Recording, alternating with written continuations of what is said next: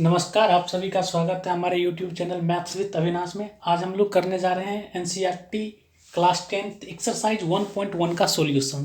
कह रहा है कि आपको यूक्लिड डिवीजन एल्गोरिदम से एचसीएफ निकालना है 135 और 225 का। तो देखो जरा कि इन दोनों में सबसे पहले हमें क्या चेक करना है कि इन दो नंबर में सबसे पहले चेक करना है कि कौन सा नंबर बड़ा है। तो यहाँ से आप देख सकते हो कि ये वाला नंबर 225 जो है 135 से क्या है, बड़ा है। तो आपको डिवीजन एल्गोरिदम या फिर डिवीजन लेमा किस दो नंबर पे लगाना है, इन्हीं दोनों नंबर पे लगाना है। डिवीजन एल्गोरिदम लगाने के लिए आपको क्या करना पड़ेगा, छोटे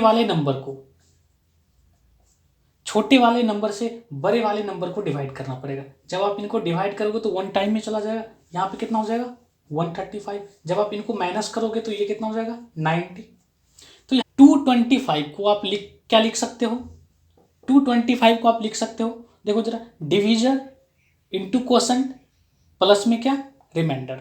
तो इसका मतलब यह है कि आप इनको लिख सकते हो 135 इंटू 1 प्लस में कितना 90। तो यहाँ से आप देखो जरा कि क्या रिमाइंडर 0 के बराबर आया, बिल्कुल नहीं। तो इसका मतलब फिर से आपको क्या करना है, फिर से आपको एल्गोरिदम लगाना है किस पे, किन दो नंबर पे, 135 पे और 90 पे।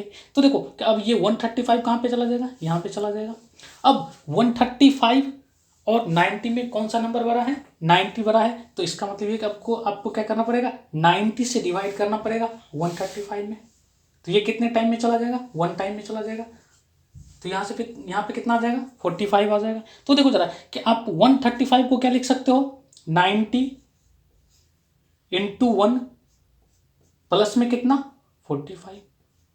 तो देखो क्या यहाँ पे रिमाइंडर 0 के बराबर आया, अभी भी 0 के बराबर नहीं आया। तो इसका मतलब आपको फिर से एल्गोरिदम लगाना है किस दो नंबर पे, अब किस दो नंबर पे आप लगा कि 90 और 45 में एल्गोरिदम लगाना है। तो इस दो नंबर में कौन सा नंबर बड़ा है, 90 बड़ा है और 45 छोटा है। तो छोटे वाले नंबर से हम बड़े वाले को डिवाइड करेंगे तो कितना टाइम में जाएगा, 2 टाइम में चला जाएगा। देखो 90 को यहाँ हमने लिखा है। तो अब आप 90 को क्या लिख सकते हो, 45 into 2 division into quotient plus में कितना रिमाइंडर। तो देखो कि यहाँ पे तो रिमाइंडर खत्म ही है, तो यहाँ से रिमाइंडर हमारा क्या आ गया निकल के 0। तो जैसे ही रिमाइंडर 0 आ गया तो इसका मतलब क्या हुआ कि इस दो नंबर का जो एचसीएफ है वो लास्ट वाले टर्म का जो डिविजर है, यानी कि ये जो 45 है यही इस दो नंबर का क्या है, एचसीएफ है। इसी का देखते हैं कि नेक्स्ट क्वेश्चन है, ये दो नंबर आपको दिया गया है, इस दो नंबर का आपको एचसीएफ निकालना है। तो यहाँ से आप देख रहे हो कि ये वाला नंबर जो है इनसे बड़ा है, तो आपको इन दो नंबर पे आपको क्या लगाना है, एल्गोरिदम लगाना है। ठीक है, तो देखो कि कैसे आप लगाओगे। तो छोटे वाले नंबर को क्या करो, छोटे वाले नंबर से बड़े वाले नंबर को आप डिवाइड करो, सिंपली पहले डिवाइड करो। तो देखो कि जब आप इनको डिवाइड करोगे तो ये कितने 1 टाइम में 196। अब आप इनको माइनस करोगे तो वो कितना आ जाएगा 186। अब ये जो 2 ऊपर है ये नीचे को आ जाएगा। ठीक है, अब आप करोगे तो कितना से 9 टाइम में हो जाएगा। ठीक है, 9 टाइम में चला जाएगा, ये कितना होगा 1764। ठीक है, तो जब आप इन दोनों को माइनस करोगे तो वो कितना हो जाएगा 98 हो जाएगा। ठीक है, अब आप देखो जरा ये 0 यहाँ पे आ जाएगा तो ये कितना हो गया 980। अब आप जब इसको सॉल्व करोगे तो 5 टाइम में चला जाएगा कितना 980, यानी कि ये पूरे का पूरा क्या हो जाएगा, कैंसिल हो जाएगा। तो इसका मतलब ये है कि यहाँ से आप क्या लिख सकते हो, इनको आप क्या लिख सकते हो 38220 को आप क्या लिख सकते हो 196 इंटू कितना 195 प्लस में कितना 0। देखो जरा कि यहाँ पे क्या, ये तो कैंसिल नहीं हो गया, तो यहाँ पे रिमाइंडर क्या आ रहा है 0 आ रहा है। तो देख रहे हो आपकी रिमाइंडर क्या आ रहा है 0 आ रहा है। तो देखो आपके फर्स्ट पहले ही स्टेज में क्या आ रहा है, रिमाइंडर 0 आ रहा है। तो जैसे ही रिमाइंडर 0 आ गया तो इसका मतलब ये जो डिविजर है यही इसका क्या क्या हो जाएगा, एचसीएफ हो जाएगा। तो यहाँ से इसका एचसीएफ क्या हो जाएगा,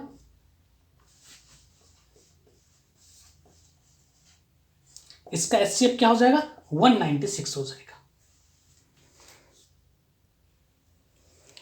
देखते हैं नेक्स्ट क्वेश्चन। नेक्स्ट क्वेश्चन आपका 867 और 255, इन दोनों का आपको एचसीएफ निकालना है। तो देखो जरा कि इस दोनों में कौन सा नंबर बड़ा है, ये नंबर बड़ा है। तो अब आपको क्या करना है, डिवीजन एल्गोरिदम इसी 2 नंबर पे लगाना है। देखो कि इस 2 नंबर पे डिवीजन एल्गोरिदम लगाने के लिए आपको क्या करना पड़ेगा, छोटे वाले नंबर से बड़े वाले नंबर को डिवाइड करना है। तो जब आप इनको डिवाइड करोगे तो ये 3 टाइम में चला जाएगा। यहां पे कितना हो जाएगा, 765। ठीक है, जब आप इनको माइनस करोगे तो यहां पे 2, यहां पे कितना हो जाएगा, और ये तो खत्म ही हो जाएगा।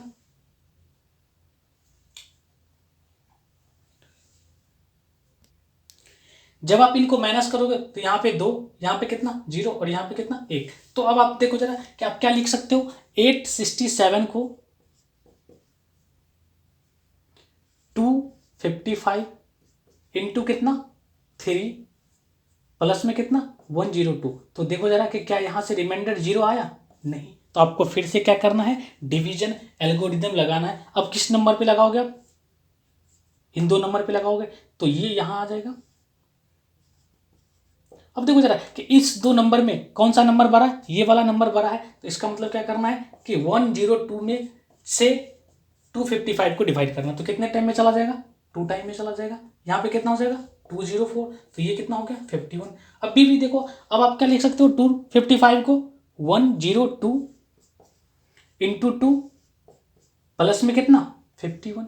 देखो जरा क्या रिमाइंडर 0 है, नहीं। तो आपको फिर से क्या करना है, डिवीजन एल्गोरिदम लगाना है। अब किस 2 नंबर पे लगाओगे, अब आप इन 2 नंबर पे लगाओगे तो ये वाला पार्ट कहाँ पे आ जाएगा, यहाँ पे।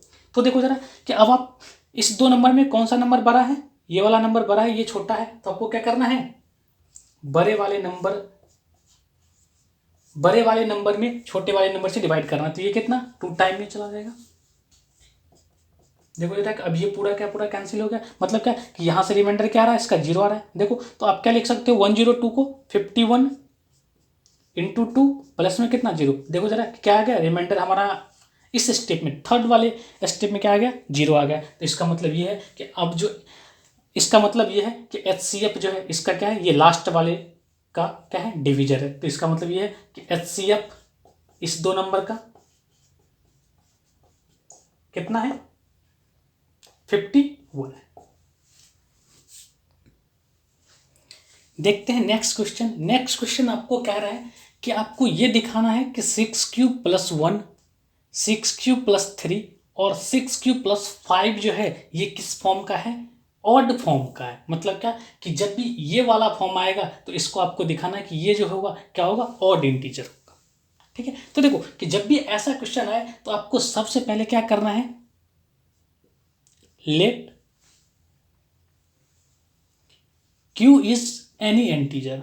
आपको क्या मानना है, Q को कोई सा भी इंटीजर मान लेना। Let Q is any integer.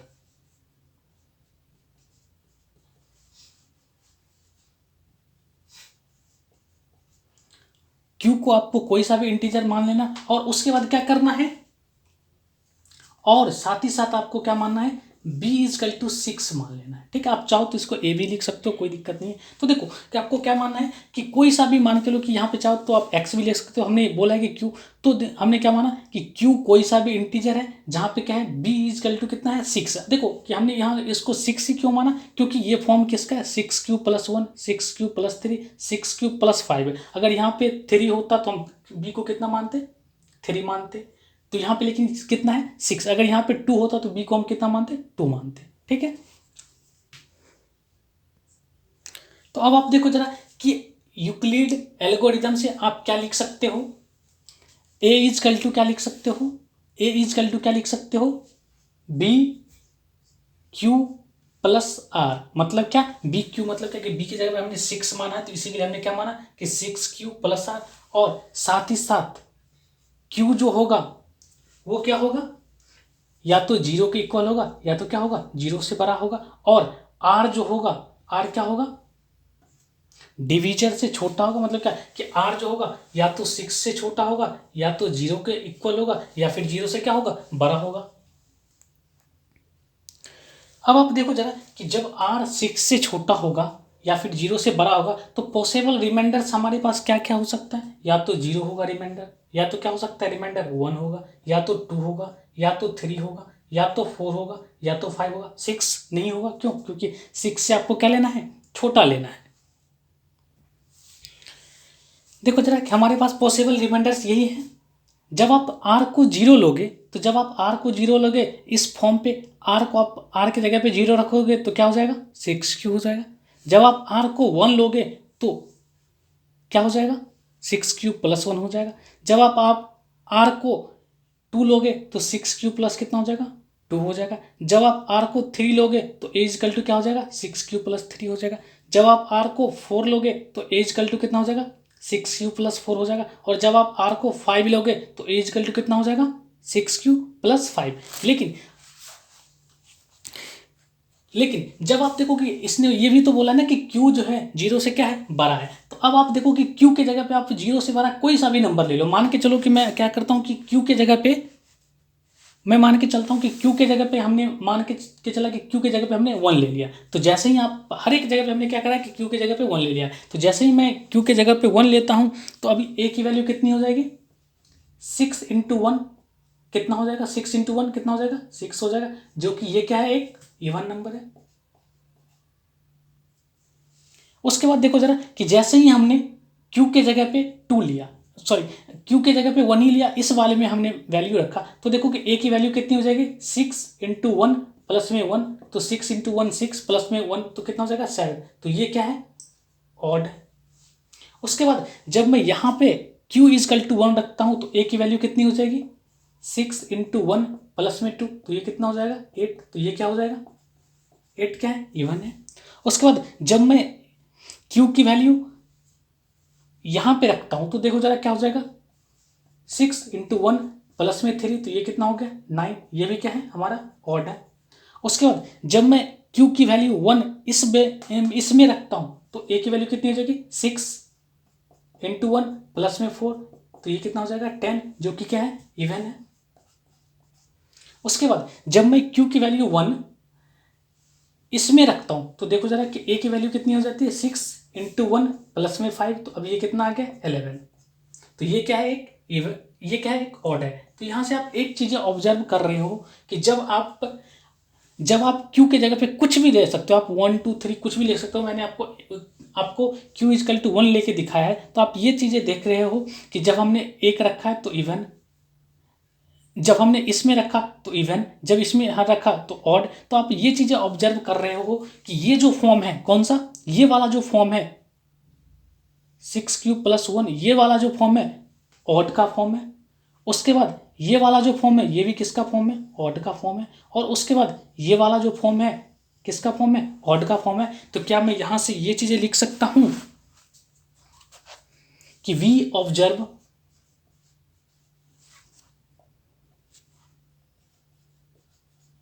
a = 6q + 1, a = 6q + 3 और a = 6q + 5।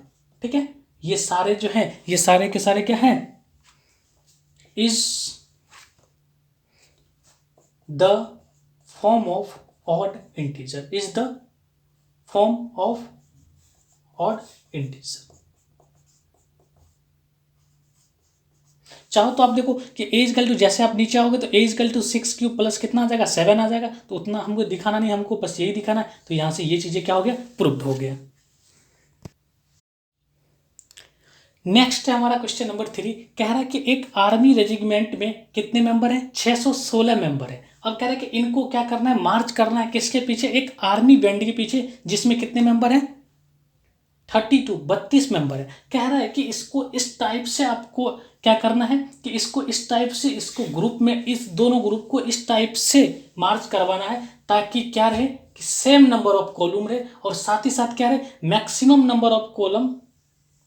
आपको जब भी ऐसा पूछा जाए कि मैक्सिमम नंबर ऑफ कॉलम क्या होगा, दो ग्रुप है, इसको क्या करना है कि मार्च करवाना है। और क्या पूछा जाए कि मैक्सिमम नंबर ऑफ कॉलम कितने हो सकते हैं जिसमें ये पूरे के पूरे ग्रुप आ जाए। देखो जरा, तो क्या करना है कि जब भी ऐसे केसेस आ जाए, जब भी आपको पूछा जाए क्या मैक्सिमम नंबर ऑफ कॉलम, तो आपको क्या करना है, बस दोनों नंबर का HCF निकाल देना। अगर ये पूछता क्या कि मिनिमम नंबर ऑफ कॉलम क्या होता, तब आपको क्या करना होता है, LCM निकाल देना होता है। लेकिन यहाँ पे क्या पूछ रहा है, आपको क्या पूछ रहा है कि आपको पूछ रहा है कि मैक्सिमम नंबर ऑफ कॉलम क्या हो जाएगा, एचसीएफ इस 2 नंबर का हो जाएगा। तो जब इस 2 नंबर का आप एचसीएफ निकालोगे तो छोटे वाले नंबर से बड़े वाले नंबर में डिवाइड करना है। तो आप क्या इनको लिख सकते हो, हमने डिवाइड करा तो देखो जरा कि रिमाइंडर कितना आ रहा है, 8 आ रहा है। यानी कि यहाँ से आप ये चीज़ें लिख सकते हो, 616 को 32 इंटू 18 प्लस में 8, क्या रिमाइंडर 0 आ रहा है?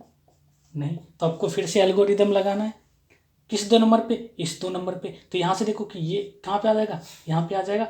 अब आप क्या करना है कि 32 और 8 में कौन सा बड़ा है, 32 बड़ा है। तो बड़े वाले में छोटे नंबर से आप डिवाइड कर दो, कितने टाइम में चला जाएगा, 4 टाइम में चला जाएगा। तो देखो आप कि 32 को क्या लिख सकते हो, 8 इंटू 4 प्लस में कितना 0। तो यहाँ से देखो क्या रिमाइंडर आ गया 0। तो इसका मतलब क्या है कि लास्ट वाला जो डिविजर है ये, यही इसका क्या है, एचसीएफ है। तो क्या आ गया, एचसीएफ इस 2 नंबर का कितना आ गया, इस 2 नंबर का एचसीएफ कितना आ गया, 8 आ गया। और नंबर ऑफ कॉलम क्या हो जाएगा, मैक्सिमम नंबर ऑफ कॉलम भी कितना आ जाएगा, 8 ही आ जाएगा। इसका मतलब ये है कि मैक्सिमम नंबर ऑफ कॉलम कितना आ जाएगा, 8 ही आ जाएगा। तो यहां से मैं लिख सकता हूं कि मैक्सिमम नंबर ऑफ कॉलम